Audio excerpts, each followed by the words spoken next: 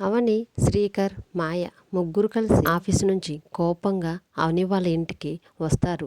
అవని వాళ్ళ ఇంటికి వచ్చిన తర్వాత అవని ఇంటి బయట నుంచే అర్చన అర్చన అని గట్టిగా అర్చనని పిలుస్తూ ఉంటుంది. అదే సమయంలో అవని మాటలకు వేదవతి వాళ్ళు అందరూ కలిసి ఇంటి బయటకి వస్తారు. అప్పుడు వేదవతి గారు, ఏమైంది మాయ, ఎందుకు ఇక్కడ ఉన్నావు, ఎందుకు అవని అలా అంటూ ఉంది అని మాయని అడుగుతూ ఉంటుంది.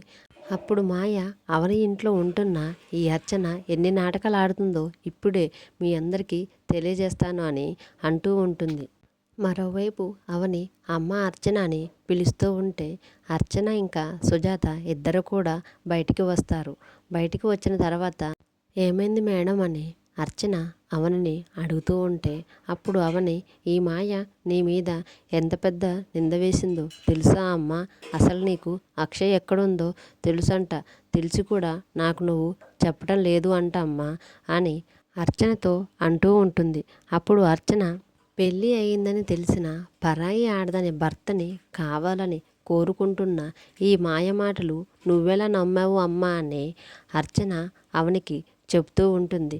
అర్చన మాటలకు మాయ షాక్ అవుతూ అర్చన వైపు చూస్తూ ఉంటుంది. అయినా కానీ నాపై నిందలు మోపి అవమానించి నా మీద నువ్వు చేస్తున్నావు, నువ్వేమైనా తక్కువ దానివా మాయా అని అర్చన మాయాని అడుగుతూ ఉంటుంది. అసలు నీకు ఎంత ధైర్యం ఉంటే మాయా గురించి ఇలా మాట్లాడతావని, నీ దగ్గర మాయా గురించి ఏం ఆధారం ఉందని నువ్వు మాయా గురించి ఇలా తప్పుగా మాట్లాడుతున్నావని వేదావతి అర్చనతో అంటూ ఉంటుంది.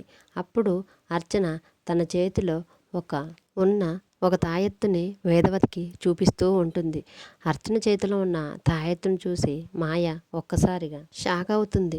అప్పుడు అర్చన, ఈ తాయెత్తు ఉంటేనే కానీ మాయ గుడిలోనికి రాలేదు అని, తాయెత్తు తన చేతికి లేకపోతే తనకి గుడిలోకి ప్రవేశం లేదు అని అర్చన వేదవతితో పాటు అక్కడున్న అందరికీ చెప్తూ ఉంటుంది. అప్పుడు వేదవతి, రేపు మాయ గుడికి వస్తుంది అమ్మ మాయ, రేపు నువ్వు గుడికి రా, మేము కూడా వస్తాం, వీళ్ళు కూడా అర్చన తీసుకొని గుడికి వస్తారు, అప్పుడు వీళ్ళ కళ్ళ ముందే నేను గుడిలోకి తీసుకువెళ్తాను అని మాయతో చెప్తూ ఉంటుంది. వేదవతి మాటలకు మాయ షాక్లో ఉంటుంది. ఇంతటితో ఈ ప్రోమో అయిపోతుంది.